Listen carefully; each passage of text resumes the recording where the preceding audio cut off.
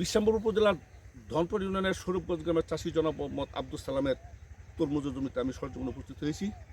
আমি এই কৃষকের সাথে সরাসরি কথা বলবো।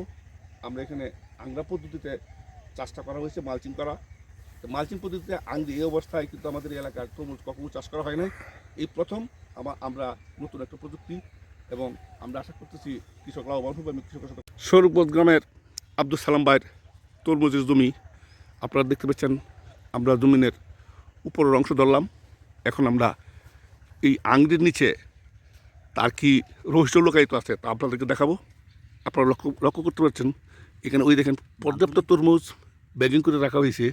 আব্দুল সালাম ভাই তরমুজের ভিতরে বসে আছে অলরেডি। মালচিং পদ্ধতিতে আংরা সিস্টেম ব্ল্যাকবেরি তরমুজের চাষ আপনারা দেখতে পাচ্ছেন।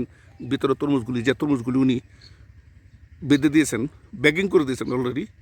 আমরা আশা করতেছি এক একটা তরমুজ 1-1.5 কেজি 2 কেজি হয়ে গেছে অলরেডি। এরকম ভিতরের চিত্র। এই ভিতরে সার সুর কী কী দিচ্ছেন? সার দিছি আপনার জৈব সার দিছি, গরুর গোবর আর এই সালি মিলাই দিছি প্রায় 8 বস্তার মতো।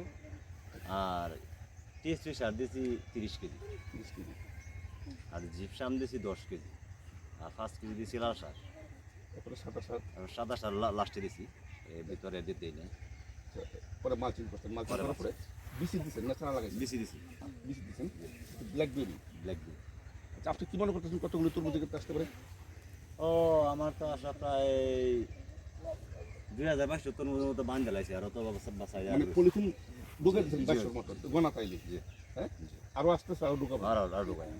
ঠিক আছে দর্শক মন্ডলী, আপনারা শুনতে পাচ্ছেন কিন্তু অলরেডি উনি 1 বিঘা জমি, 1 বিঘা জমি থেকে 2200 তরমুজ অলরেডি প্যাকেটে ঢুকাই দিছে।